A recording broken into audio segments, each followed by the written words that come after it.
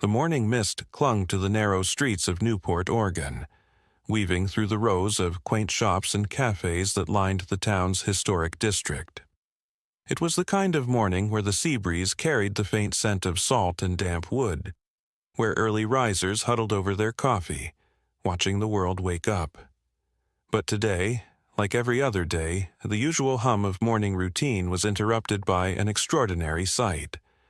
Emerging from the mist, 6 massive German shepherds moved in perfect synchrony, their sleek coats shimmering under the soft light of dawn. Their dark eyes were sharp, alert, scanning their surroundings with almost military precision. They walked with such discipline that they seemed almost mechanical, until the townsfolk caught sight of their leader. At the center of this powerful formation was a child, barely 6 years old.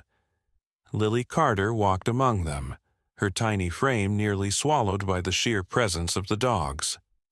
Dressed in a faded blue hoodie and red sneakers, she moved with quiet confidence, her hands relaxed at her sides. There were no leashes, no commands, just subtle shifts in her posture, a barely perceptible tilt of her head, and the pack obeyed. The streets grew still as heads turned. Locals stepped out of doorways, baristas paused mid-pour, and a pair of construction workers on a break exchanged startled glances. A child commanding 6 powerful German shepherds? It defied explanation. "Would you look at that?" Tom Mitchell muttered, the owner of the local hardware store. He leaned against his shop's doorway, arms crossed. "Those dogs mind that kid better than my own damn teenagers listen to me." Officer Ryan Brooks, one of Newport's few police officers, watched from his patrol car. He had noticed the girl before, but every time he saw her, it was still hard to believe. No 6-year-old should have that kind of control over 6 fully grown, highly trained dogs. He made a mental note to ask around about the Carter family, not out of suspicion, necessarily, just curiosity. A few feet away, Helen Whitmore tightened her shawl around her shoulders. The retired school principal had lived in Newport for over 40 years, and had always prided herself on knowing the ins and outs of every family in town. Yet, something about Lily Carter and her dogs unsettled her. No child should have that kind of power over animals, she murmured to her friend, Linda Cooper. It's unnatural. Linda, who had always had a mild fear of large dogs, nodded vigorously. It's dangerous, Helen. What if those things snap? She's just a kid. Helen's sharp eyes followed Lily and her pack as they moved further down the street. I don't care what anyone says. Something is wrong in that house. Lily was used to the stares. She felt them, even if she didn't react. People always watched her and the dogs, whispering behind coffee cups and under their breath. Some were in awe, some skeptical, others wary. But none of it mattered. Not to her, not to the dogs. She glanced sideways at Max, the leader of the pack, his dark coat rippling with every measured step. The oldest and largest of the 6, he was her protector. Always had been. With a barely visible twitch of her fingers, she signaled a turn, and the entire pack adjusted instantly, flowing like water around a group of tourists taking photos. Most of the town had simply accepted her routine as a part of Newport's strange charm. She walked the dogs every morning, rain or shine, and then disappeared back into the quiet outskirts where she lived with her grandparents. No one ever saw her play with other children. No one heard her speak, except perhaps to the dogs. By the time Lily reached the town square, a small crowd had gathered, as it often did. Some people took photos, others whispered. But today, something different happened. A boy, no older than 10, was riding his bike down the sidewalk, his front wheel wobbling slightly as he tried to swerve around a pothole. In an instant, his bike tipped too far, sending him sprawling onto the pavement with a loud thud. The dogs reacted instantly. Ghost, the leanest of the pack, lunged forward, muscles tensed, while Stella let out a sharp, warning bark. The others formed a protective half-circle around Lily, their eyes locked on the fallen boy. People gasped. Someone shouted, "Get those dogs back!" The boy, startled but unharmed, pushed himself up with wide eyes. He hadn't been attacked, but the sight of 6 massive dogs moving in sync had sent his adrenaline spiking. Lily, unbothered by the commotion, simply lifted her hand. The pack immediately relaxed, stepping back as if nothing had happened. Max took one last assessing look at the boy, then turned his head, dismissing the incident entirely. Officer Ryan Brooks, who had been observing from a distance, decided it was time to intervene. He stepped forward, raising a hand to the nervous onlookers. "Everyone, calm down," he said, his deep voice cutting through the tension. "Nobody's hurt." Helen, however, saw an opportunity. She marched forward, pointing a stern finger at Lily. "This is exactly what I've been warning people about. It's only a matter of time before someone really gets hurt." Lily stared at her, expression unreadable. Tom Mitchell scoffed from his spot near the hardware store. "Helen, for God's sake, the kid just fell off his bike. Those dogs didn't lay a paw on him." Helen wasn't deterred.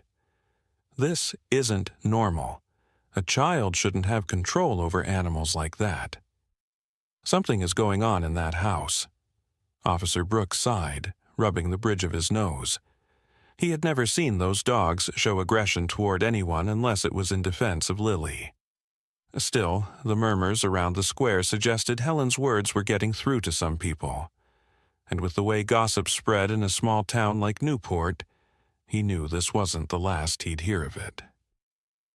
As the crowd slowly dispersed, Helen remained where she stood, watching Lily with an expression that was hard to read.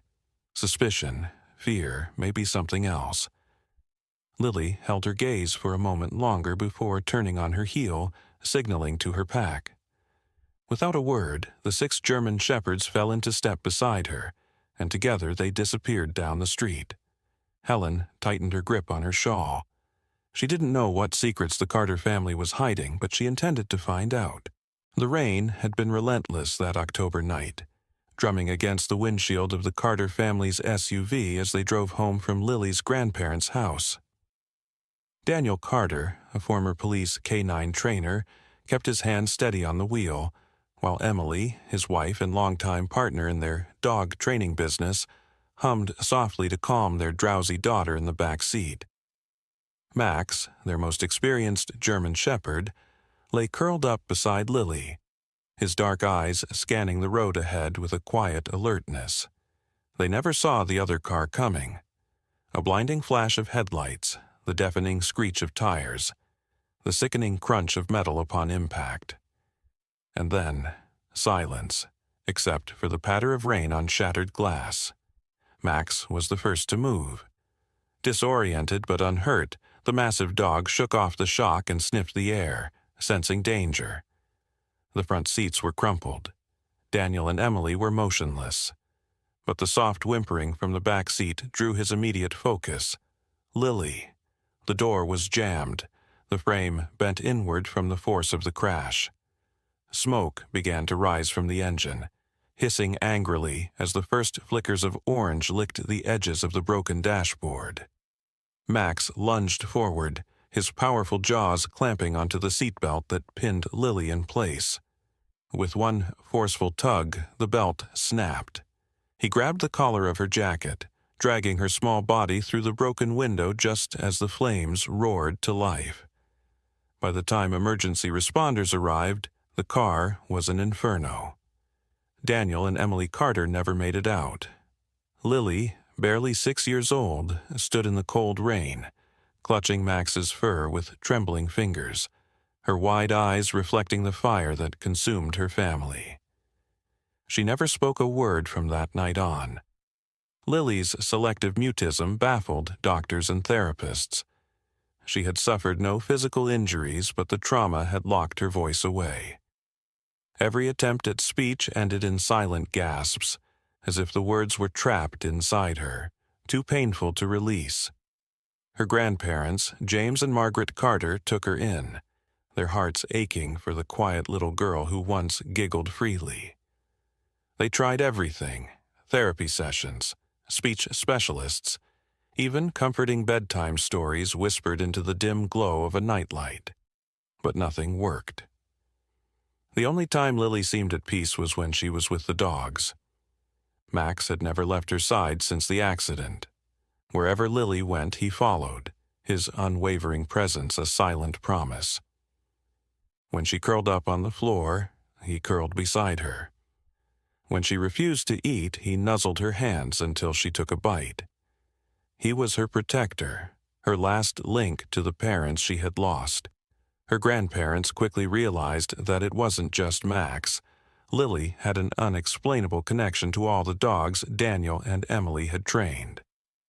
6 German Shepherds still remained at the Carter family home: Max, Rosie, Bruno, Stella, Ghost, and Titan.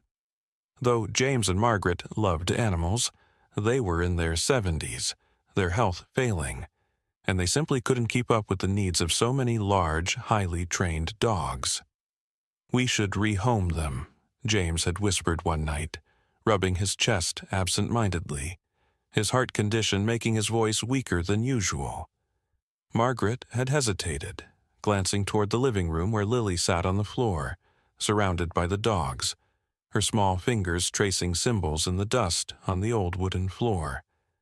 They had never seen anything like it. How the dogs responded to her every gesture as if they understood something beyond simple training. "Look at her," Margaret said softly. "They're all she has left." And so, the dogs stayed. One evening, while rummaging through the attic, Lily discovered an old dust-covered box labeled Carter K9 Academy. Inside, she found her father's handwritten training journals, pages filled with detailed notes, diagrams, and command sequences. Unlike traditional training manuals, these journals contained something unique: an intricate system of nonverbal communication, a language built entirely on gestures, eye contact, and subtle movements. Fascinated, Lily devoured every word under the glow of a flashlight, tracing the symbols over and over with her fingers. Her father had written extensive notes on how each dog responded to different techniques, recording their quirks and behaviors like a scientist documenting a discovery. She began to experiment in secret. Late at night, when her grandparents were asleep, she would slip outside with Max, practicing the commands she had learned. A flick of her wrist, a tilt of her head, a soft tap of her fingers against her leg. Max understood each one as if they had spoken in words. The other dogs soon followed. Within weeks, Lily had recreated her parents' techniques, adapting them into something even more refined. Without ever speaking a word, she could command all 6 German Shepherds with perfect precision. They moved as a unit, responding to her silent language as if they were an extension of her own body. By the time she turned 6, the once broken girl had transformed into something remarkable: a child who could control an entire pack of elite-trained dogs without a single spoken command. But the town of Newport had questions. The sight of a tiny girl leading 6 massive German Shepherds through the streets, without leashes, without struggle, was nothing short of extraordinary. It was unnatural. People whispered, they watched. Some were fascinated, others uneasy, especially Helen Whitmore. The retired teacher had always prided herself on her keen instincts about children, and something about Lily Carter disturbed her deeply. No child, no matter how gifted, should be able to control animals like that. "She's just a little girl," Helen muttered to herself, watching from her window as Lily and her dogs passed by. And little girls shouldn't have that kind of power. She told herself she was acting out of concern, out of duty to protect the child from whatever dark secret lurked behind those silent eyes. But deep down, Helen knew the truth. She wasn't afraid for Lily. She was afraid of her. And she wasn't the only one. The sun had barely risen over Newport when the first whispers started spreading through town. At the corner cafe, where fishermen gathered before heading out to sea, someone pulled up a video on their phone. By lunchtime, it was all anyone could talk about. "Have you seen it?" Jason Murphy, owner of Murphy's Grill, asked excitedly as he wiped down the counter. "The video of the Carter kid? It's insane." Tom Mitchell, the hardware store owner, chimed in. "I've never seen anything like it." She moves her hand, and boom, those dogs obey like trained soldiers. The video, shot by a passing tourist, showed Lily walking through town with Max, Rosie, Bruno, Stella, Ghost, and Titan in perfect formation. At a crosswalk, she barely lifted a finger, and the dog stopped instantly, waiting for her cue to proceed. Another subtle motion had them splitting into two groups before merging back together effortlessly. It was as if she had an invisible leash connecting her to them. As the video spread online, Newport's streets filled with curiosity seekers. Some wanted to witness the spectacle firsthand, hoping to catch a glimpse of the dog whisperer kid. Others weren't so enamored.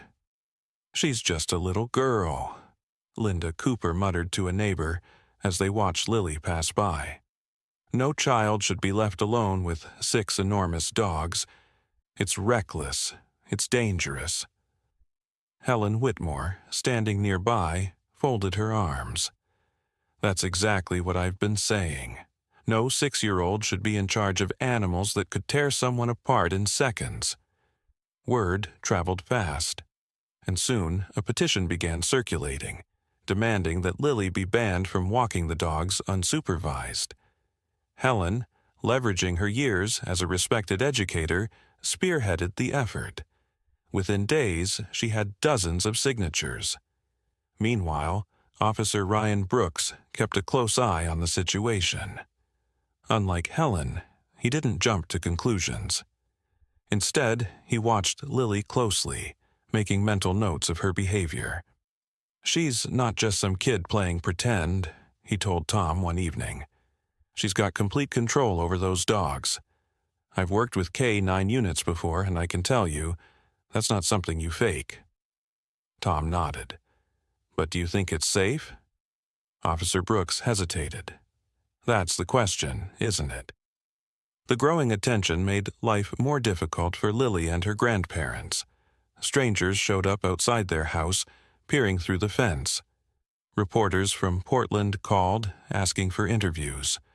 Margaret Carter, already overwhelmed by caring for Lily and her husband, started screening calls. "Lily, sweetheart," she said one afternoon, kneeling beside the girl as she brushed Titan's fur. "People are asking questions they don't understand." Lily looked up, her green eyes filled with quiet resolve. She didn't speak, but she didn't need to. Margaret sighed, brushing a strand of silver hair from her face. "I know you love them," she whispered. "But I don't know how much longer we can keep this up." Then, the incident happened. It was a breezy afternoon when a group of kids raced their bikes down the sloping street near the park. One boy, no older than 10, hit a bump and went flying over his handlebars. He landed hard, scraping his knees and palms. He screamed in pain. Lily had been walking nearby. The second the boy fell, Max and Bruno moved instinctively, sprinting toward him. Stella and Rosie followed, forming a protective arc around the injured child. Gasps erupted from bystanders. To some, it looked like an attack. "Those dogs are going after him," someone shouted. "No, they're helping," another voice countered. The boy, wide-eyed, flinched as Max nudged him gently, sniffing at his wounds. Rosie lay down beside him, her warm body providing comfort. But the damage was done. A woman, likely the boy's mother, rushed in, yanking him away. "Get those dogs away from my son," she shrieked. Lily hurried forward, raising a hand. The dogs instantly backed away, returning to her side. But the onlookers were already buzzing with fear and speculation. That evening, the town Facebook page exploded with debates. "Those dogs are out of control," Linda Cooper posted. "Are you kidding? They were helping the kid," Jason Murphy argued. Even Officer Brooks weighed in. "I saw the footage from a nearby store's security camera. The dogs didn't attack. They responded to a child in distress the way a trained search and rescue dog would." But the fear had already taken root. The next day, Helen Whitmore took her concerns to City Hall, filing an official request for an investigation into Lily's guardianship and her ability to control the dogs. "This is about child safety," she declared. "If her grandparents can't supervise her properly, the authorities need to step in." As the petition gained traction, an outsider took notice. Jonathan Pierce, a journalist from Portland, had been covering human interest stories for over a decade. When he saw the video of Lily and her dogs, he knew there was more to the story than what people were saying. He packed his bag, grabbed his camera, and drove straight to Newport. The first place he stopped was Murphy's Grill. He had a feeling the restaurant owner would have the inside scoop. "You're here about the Carter kid, aren't you?" Jason asked, sliding a coffee across the counter. Jonathan nodded. "What's your take?" Jason leaned in. "That little girl? She's special. Those dogs aren't just following her, they love her. I don't know how, but she understands them in a way I've never seen before." Jonathan scribbled in his notebook. "And the controversy?" Jason sighed. "Some folks don't like what they don't understand." The reporter spent the next 2 days observing Lily, keeping a respectful distance. What he saw fascinated him. The way she moved with the dogs, the way they responded to her slightest cues. It wasn't normal, but it also wasn't dangerous. Then, on his 3rd day in town, he got a tip from an unexpected source. Officer Brooks met him outside the station. "I shouldn't be telling you this," he admitted. "But I think Helen Whitmore is hiding something. She's pushing too hard, like she's got a personal reason for wanting Lily separated from those dogs." Jonathan frowned. "Like what?" The officer shook his head. "That's what I need you to find out." The next morning, the town received shocking news. Helen Whitmore had officially filed a petition for custody intervention. If she succeeded, Lily would be removed from her grandparents' care, and the dogs would be taken away. Jonathan knew then, this wasn't just a local dispute. This was about something much bigger, and he intended to uncover the truth. The tension in Newport had reached a boiling point. The peaceful town, once known for its close-knit community and picturesque coastal charm, was now divided over a 6-year-old girl and her extraordinary bond with 6 German shepherds. The controversy had escalated so much that Helen Whitmore and Linda Cooper had formally submitted a petition to the city council, demanding an investigation into the Carter household. The document called for the removal of the dogs from Lily's care, citing public safety concerns and alleging that James and Margaret Carter were unfit guardians. It was a move that outraged half the town while emboldening the other half. The hearing was scheduled at the Newport Community Hall, a modest but historic building that now found itself at the center of the town's most heated debate in years. The event was open to the public, and by the time it was set to begin, the hall was packed. Some residents stood against the back walls, whispering among themselves, while others sat stiffly in their chairs, waiting for the proceedings to start. The atmosphere crackled with anticipation, and even Officer Ryan Brooks, standing near the entrance, could feel the unease in the air. Margaret Carter sat beside Lily, holding her granddaughter's hand tightly. James, still frail from his heart condition, sat with his cane resting against his knee, his jaw clenched in quiet determination. On the other side of the aisle, Helen sat primly in her chair, her petition documents stacked neatly in front of her. Linda Cooper, always eager to fuel the fire, sat beside her, a smug expression on her face. The council members took their seats at the front of the hall, and the meeting was called to order. The mayor, Richard Olson, cleared his throat and addressed the crowd. We're here today to discuss concerns raised by members of our community regarding the safety and well-being of Lily Carter and her dogs.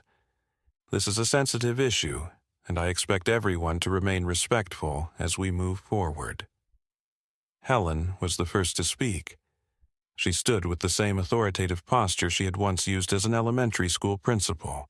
I bring this petition forward not out of malice, but out of deep concern for the welfare of this child and for our community's safety, she began. A 6-year-old should not be responsible for 6 large, powerful dogs. It is dangerous, and it is neglectful. This is not a fairy tale, it's real life. What happens when something goes wrong? Linda Cooper stood next. I understand that many of you are enchanted by the idea of this little girl commanding a pack of dogs, but let's be realistic. What if one of those dogs turns aggressive? What if someone gets hurt? We can't afford to wait for a tragedy. A murmur rippled through the crowd. Then Jason Murphy, the restaurant owner, stood up. I've watched that girl walk those dogs every morning. And you know what? They are better trained than most people's pets in this town. I've never seen an ounce of aggression from them. If anything, they protect her. She's safe with them. The debate raged on, with townspeople arguing passionately for both sides. Officer Brooks finally spoke, standing near the front. I've observed Lily and her dogs for weeks, he said. Not once have they shown uncontrolled aggression. I have more concerns about people speeding through downtown than I do about that little girl and her dogs. Dr. Caleb Morgan, the town veterinarian, stepped forward next. I've examined every single one of those dogs. They are healthy, well-trained, and incredibly disciplined. And I'll add something else. Max, the eldest, has been alerting Mr. Carter before his heart issues escalate. That dog might have saved his life multiple times. A collective gasp swept the room. Helen looked momentarily thrown off, but she quickly recovered. That does not mean that Lily should be responsible for them, she insisted. Then another voice spoke up. Jason Murphy again. He pulled out his phone and connected it to the projector at the front of the hall. I have something else to show you, he said. The screen flickered to life, showing grainy security footage from the public garden a few months earlier. The room fell silent as the video played. The footage showed Lily approaching the edge of a decorative pond.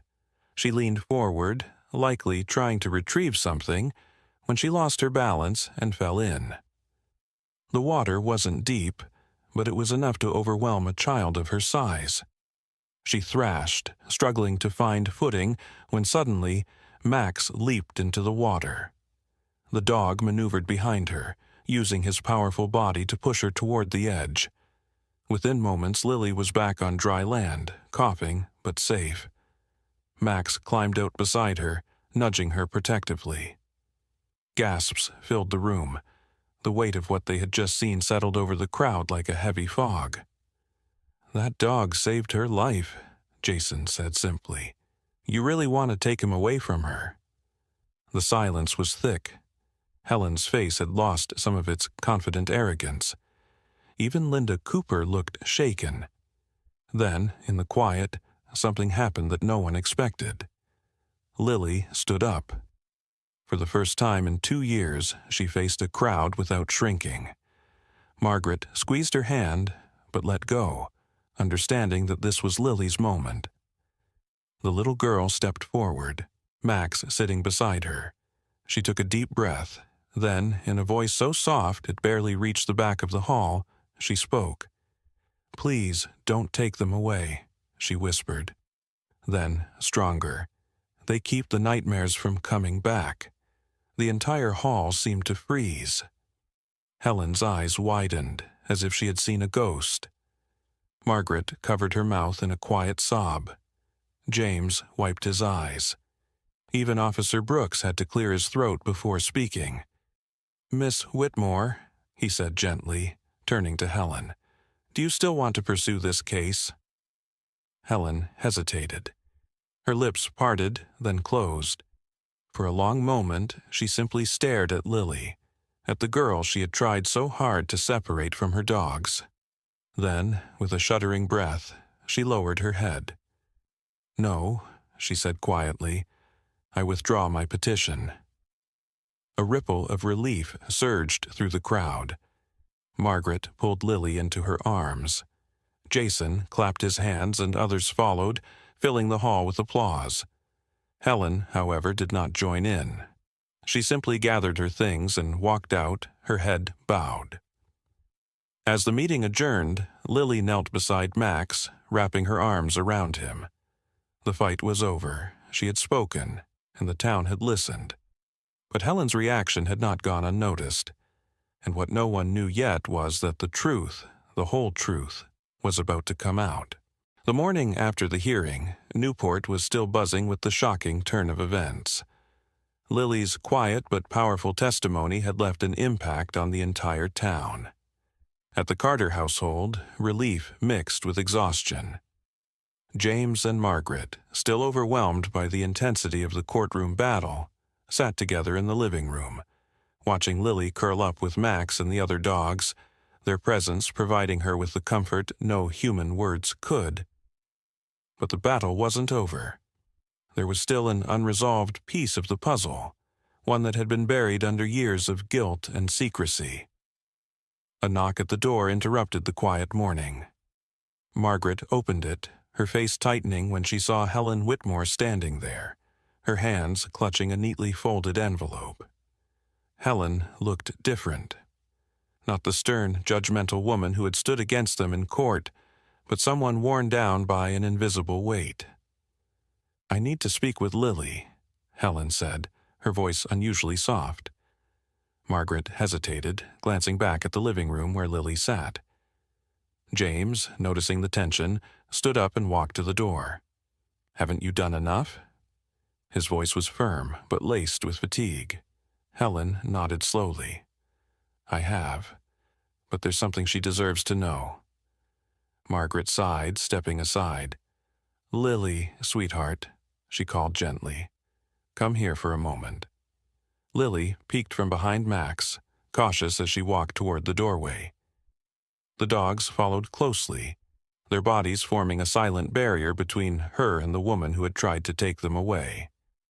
Helen inhaled deeply, steadying herself. "Lily, there's something I've kept from you, something I should have told you a long time ago." She clutched the envelope in her hands but made no move to give it away just yet.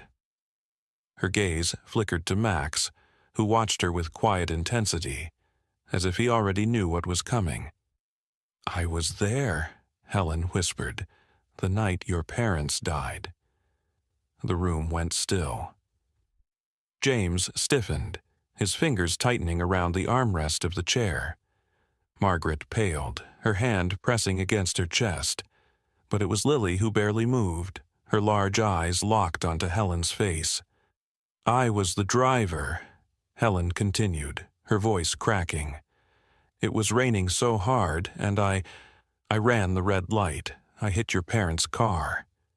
Her breath shuddered. "I didn't mean to. I swear to you, Lily, I never meant to." A strangled gasp escaped Margaret's lips, and James shot up from his chair, his face red with rage. "You—" Helen held up a shaking hand. "Please, let me finish." She turned back to Lily, her voice barely above a whisper. "I was drinking that night. Not much, just 2 glasses of wine over dinner, but it was enough. The police didn't charge me because of the storm. They said the conditions were bad, visibility was low, that it could have happened to anyone. But I knew. I knew it was my fault." Tears welled in her eyes. "And when I saw you with these dogs, when I saw Max, I panicked, because I was afraid that they remembered me, afraid that you would too." A long silence stretched between them. Lily didn't speak, but Max did. The dog, who had been rigid and watchful, suddenly relaxed.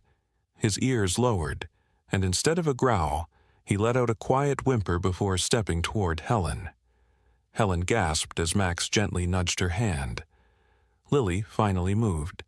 She reached out and placed her small fingers on Max's back, drawing strength from his warmth. Then, in a voice so soft yet steady, she spoke. "You hurt my mom and dad."